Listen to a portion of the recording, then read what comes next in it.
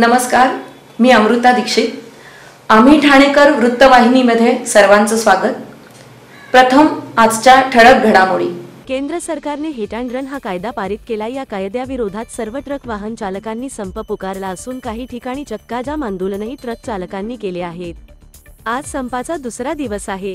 या नव्या कायद्याविरोधात ट्रक चालक रस्त्यावर उतरले आहेत।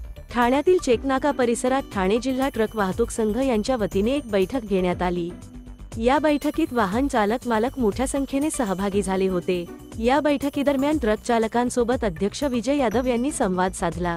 यावेळी उपाध्यक्ष रामदास वाढवणे, सेक्रेटरी भटेसिंग राजपूत, उपसेक्रेटरी देवेंद्रसिंग राजपूत, खजिनदार सलीम मोमीन, जलाल मुजावर तसेच सर्व पदाधिकारी उपस्थित होते। यावेळी अध्यक्ष विजय यादव यांनी सर्व चालक मालकांना शांत राहण्याचे आवाहन केले। तसेच कोणत्याही अफवांवर विश्वास ठेवू नका। येणाऱ्या काळात सरकारने हा कायदा रद्द केला नाही तर उग्र आंदोलन करू असा इशारा यावेळी देण्यात आला आहे। आज इथे ठाणे जिल्हा वाहतूक सेवा संघाच्या मार्फत सर्व ठाणे जिल्ह्यातले वाहतूकदार बंधू आज इथे जमा झाले। जे 2 दिवस चाललेलं होतं त्या 2 दिवसामध्ये असं निदर्शनास आलं की जे व्हॉट्सअप ग्रुपवरती यावरती अशा अफवा पसरवल्या जात होत्या की इथे ड्रायव्हर लोकांना मारहाण झाली, इथे बंद झाला, इकडे असं झालं आणि न्यूज चॅनलच्या माध्यमातून ते आमच्यापर्यंत येत होतं। आणि हा संभ्रम निर्माण झाल्यामुळे आज आम्हाला इथे त्यांना सर्वांना बोलावं लागलं। याचं कारण असं आहे, ऑल इंडिया ट्रान्सपोर्ट काँग्रेसमध्ये मी कमिटी मेंबर आहे, ठाणे जिल्ह्याचा मी अध्यक्ष आहे, महाराष्ट्राचं पण मी नेतृत्व करतो। आम्हाला आज 4 वाजता आमची ऑल इंडियाची मीटिंग आहे, त्यामध्ये हा निर्णय होणार आहे। अजून त्याला टाईम आहे। त्या प्रेस कॉन्फरन्समध्ये आमचे अमृत मदार ऑल इंडियाचे अध्यक्ष आणि महाराष्ट्राचे अध्यक्ष आणि आम्ही सर्व त्या झूम मिटिंगमध्ये आम्ही पण आहे। त्यामध्ये दिशा ठरवली जाईल की या वाहतूक क्षेत्रावर हा अन्याय होतो आहे। असं नाही की कायदा हा फक्त वाहतूक क्षेत्रासाठी आहे, हा सर्वसामान्य नागरिकांच्यावरती त्याचा तेवढाच परिणाम होणार आहे। कारण हा कायदा प्रत्येक ॲक्शन करणाऱ्या लायसन्स धारकासाठी आहे आणि यामध्ये सर्वांना यांना जागृत व्हायला पाहिजे की बाबा हिट आणि रन आपली चुकी नसताना काय वेळेलाच आपल्याला दंड आकारला जातो, काही समोरून गाड्यावरून ठोकल्या जातात आणि आपण तिथं पब्लिकच्या यामुळे ड्रायव्हर लोकांना थांबता येत नाही आणि त्यासाठी ते पळून जातात। त्यांना संरक्षण कसं मिळेल? त्या कायद्यामध्ये त्यांना बाबा पोलीस स्टेशन येण्यासाठी काही 2 दिवसाचा अवधी दिला पाहिजे की जेणेकरून ते तिकडे येऊन हजर होतील। ड्रायव्हर पळून जातं म्हणून त्याला दंड करणं हे आम्ही ह्या गोष्टीचा पूर्ण निषेध करतो, कारण हे आम्हाला पटण्यासारखं नाही आहे। संघटना हो, संप आमची भूमिका स्पष्ट आहे। ड्रायव्हर लोकांनी हा संप जाहीर केलेला आहे संघटनेने, चालक संघटनेने, तर त्यांना आम्हाला सपोर्ट करावाच लागेल। कारण शेवटी गाडीवाला त्यांच्यावरती अवलंबून आहे, तो गाडी चालवणार तर मालक चालवणार ना, मालकाची गाडी चालणार, त्यामुळे आम्हाला त्यांच्यासोबत जावंच लागेल। पण चांगल्या हेतूने जिथे चुकतं आहे तिथे गलत आम्हाला बोलावंच लागेल, कारण ह्या कायद्यामध्ये काय त्रुटी आहेत त्याचा थोडा बदल करावा लागेल। जे अन्यायकारक आहे त्याच्यावरती आम्ही नक्की आक्षेप घेऊ आणि त्याच्यावर आम्ही नक्कीच त्यावर तोडगा काढू। आम्हाला आज 4 वाजता मीटिंग जी आहे ऑल इंडिया लेवलला, त्यामध्ये आम्हाला जे निर्देश येतील त्या निर्देशाचं आम्ही पालन करू। कुठल्याही प्रकारची अफवावरती माझी हात जोडून सर्व ठाण्यातील वाहतूकदारांना विनंती आहे, अजिबात अफवावरती विश्वास ठेवू नका।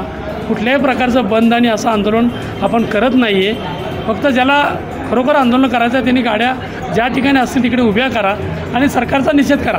जाळपोळ ह्या गोष्टी अजिबात तुम्ही रस्त्यावरती करू नका, लोकांना त्रास देऊ नका, जेणेकरून आपल्या वाहतूकदारांच्या विषयी लोकांच्या मनात नाव खराब होईल आणि भ्रम निर्माण होते। या संपामुळे नागरिकांचं जनजीवन आहे ते विस्कळीत होत आहे। हो, नक्की। याचा अर्थ असा आहे, भाजीपाला असू द्या, सर्व ज्या गोष्टी आहेत या दळणवळण, पेट्रोल सर्व यायचंच बंद होणार आहे। त्यामुळे ह्याचा नक्की सर्व नागरिकांवरती परिणाम होणार आहे। त्यात काय म्हणजे वाहतूकदार हा असा आहे की अर्थव्यवस्थेचा आपल्या कणा आहे। जर वाहतूकदार चांगला असेल तरच देश पुढे जाईल। हे सर्व म्हणजे आपले माननीय पंतप्रधान साहेबांना माहिती आहे, अमित शाह साहेबांना माहिती आहे, आमच्या महाराष्ट्राचे मुख्यमंत्री एकनाथजी शिंदे साहेबांना माहिती आहे, कारण ते पण ह्यातूनच पुढे गेलेले आहेत। त्यामुळे हे सांगायची आवश्यकता नाही। तरीसुद्धा त्यांनी आम्हाला चांगला मार्ग आणि चांगला सोयीस्कर आमच्या ज्या मागण्या आहेत त्याचा विचार करून हिट आणि रन हा जो विषय आहे तो बाजूला ठेवून जे ड्रायव्हर लोकांना 10 वर्षाची सजा आहे ती कुठेतरी कमी करावी आणि दंडात्मक कारवाई जसं पहिलं होतं तसं त्यांना ती दंडात्मक कारवाई करावी। आणि जो पळून जाऊन ड्रायव्हर पळतो आहे ह्याचं कारणच तसं आहे की ॲक्सिडेंट झाल्यानंतर ड्रायव्हरकडे एकट्याकडे संरक्षण नसतं। तिथं येणारा जो तो पब्लिक भले त्या मोटरसायकलला चूक असली तर त्या मोठ्या गाडीवाल्यालाच मारत असतो।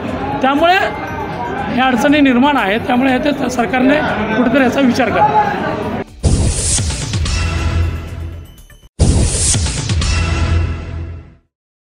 ठाणेकर मालमत्ता करदात्यांसाठी करातील व्याज माफी अभय योजना 31 डिसेंबर 2023 पर्यंत मालमत्ता करावरील 100% व्याज माफ, तसेच 1 जानेवारी ते 15 जानेवारी 2024 या कालावधीमध्ये मालमत्ता करावरील 75% व्याज माफ। त्याचप्रमाणे 16 जानेवारी ते 31 जानेवारी 2024 या कालावधीमध्ये मालमत्ता करावरील 50% व्याज माफ। तरी सदर व्याज माफीच्या अभय योजनेचा ठाणेकर करदात्यांनी लाभ घ्यावा। महानगरपालिकेच्या कोणत्याही संकलन केंद्रावर कर भरण्याची सोय आहे। एटीएम, डेबिट, क्रेडिट कार्डद्वारे कर भरण्याची सुविधा उपलब्ध करून देण्यात आली आहे। सोमवार ते शनिवार या दरम्यान सकाळी 10:30 ते सायंकाळी 5 वाजेपर्यंत संकलन केंद्राची वेळ असून करदात्यांच्या सोयीसाठी रविवारी संकलन केंद्र सकाळी 10:30 ते दुपारी 1:30 वाजेपर्यंत सुरू ठेवण्यात येत आहे। यासोबतच ठाणे महानगरपालिकेच्या propertytax.thanecity.gov.in या संकेतस्थळावर ऑनलाईन पद्धतीने मालमत्ता कर भरण्याची सुविधा उपलब्ध करून देण्यात आली आहे। तसेच गुगल पे, फोन पे, पेटीएम आणि भीम ॲपद्वारे आपला कर सुलभतेने जमा करू शकता।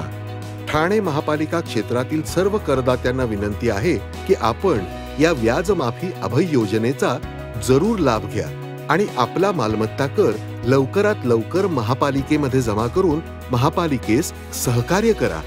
धन्यवाद।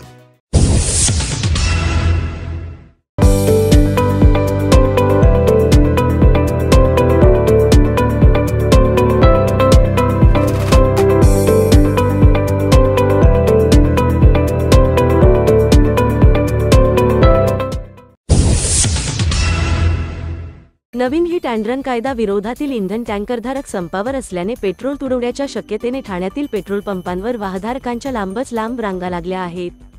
काही पेट्रोल पंपावरील पेट्रोलचा साठा संपला आहे तर काही पेट्रोल पंपांवर तुटवडा निर्माण झाला आहे।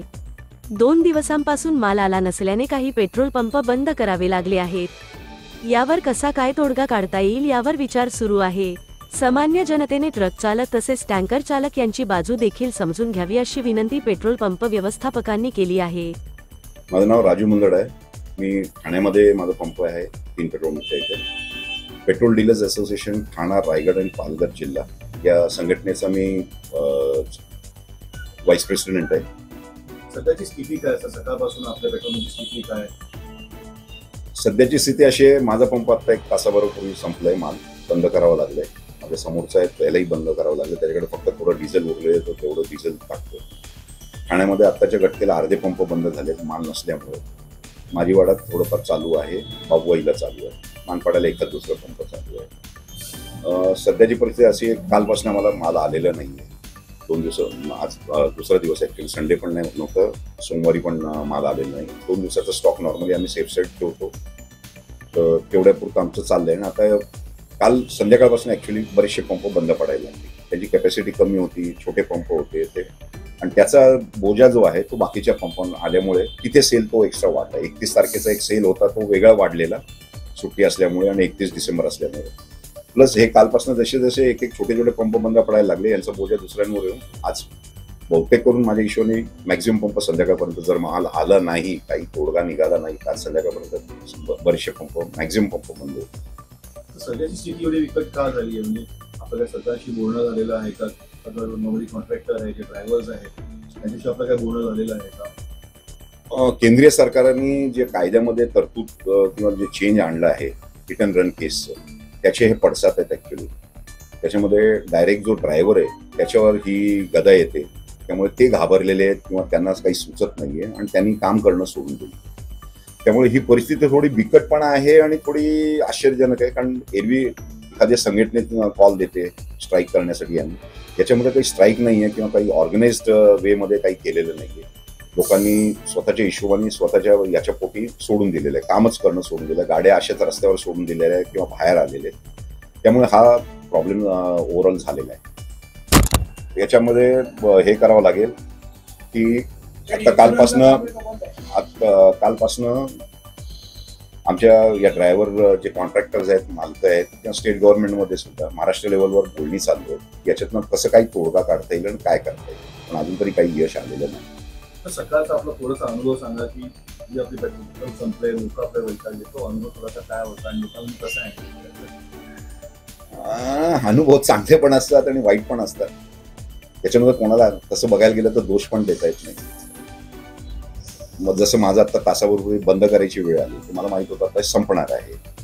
आणि आमच्या इथे कसं आपण संपेपर्यंत जर चालवलं की नंतर मग आम्हाला पंप परत रिस्टार्ट करायला जाम त्रास होतो. त्यामुळे आम्ही साधारण 200-500 लिटर कमी असतात आम्हाला अंदाज असतो की आता बंद होणार आहे, तर त्याच्या आधीच 2-500 आधी आम्ही बंद करायला सुरुवात करतो. तर बंद करताना जी सुरुवात होते आणि जी लाईन लागलेली असते त्यावेळेस लोकांना समजवणं किंवा हे करणं हे फार जिकिरीचा कारभार होतो. काही लोक समजून जातात पण बरेचसे लोक समजत नाही, कारण त्याला वैयक्तिक त्याचा त्रास असतो, त्यालाही दोष देता येत नाही.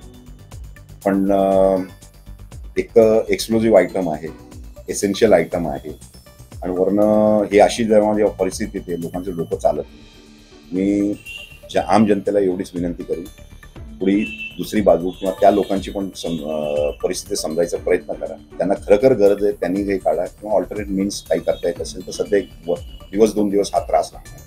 तुम्हाला काय वाटतं किती वेळ लागेल? तुमचा पर्सनल अंदाज काय? माझा पर्सनल अंदाज आहे आजच्या दिवसात तर काही होणं कठीण आहे. आज जरी काही तोडगा निघाला, तोडगा निघून सुद्धा टँकर्स लोडिंग होतील येतील तोपर्यंत रात्र होऊन जाणार. तर आजचा दिवस तर मला वाटत नाही काही मोठं काही निघणार आहे. उद्याचं बघावं लागेल, उद्यापर्यंत शक्यता आहे त्याच्यामध्ये जरा क्लिअरन्स येईल.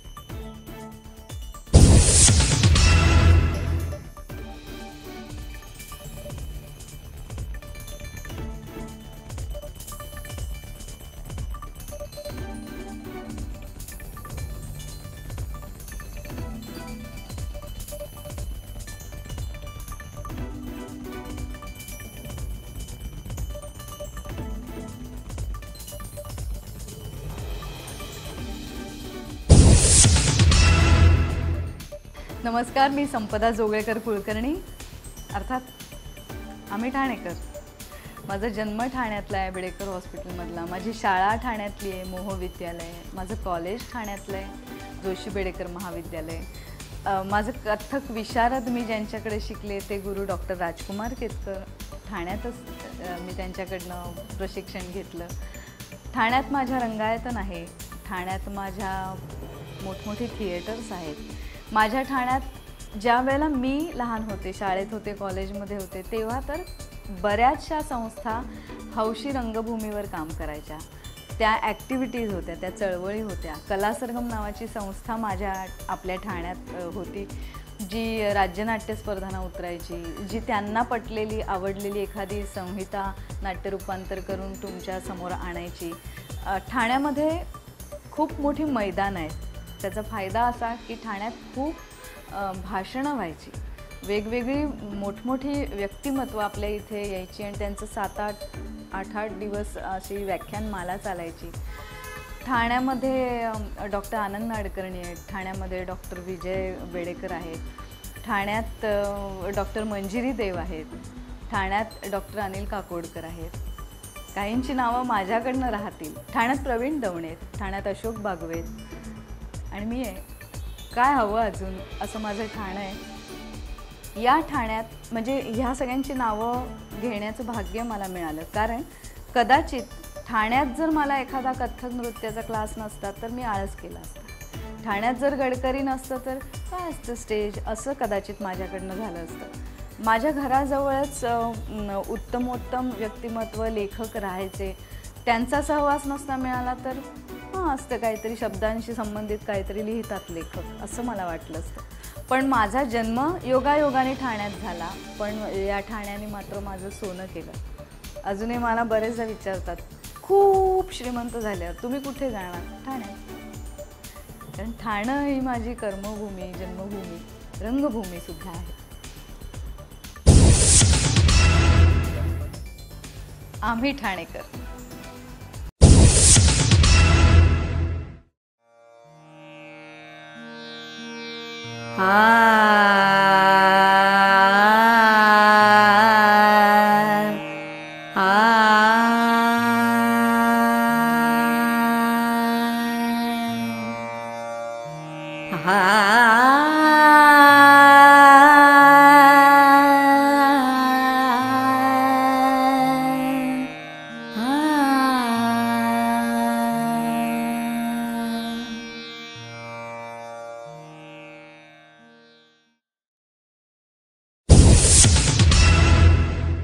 आम्ही ठाणेकर.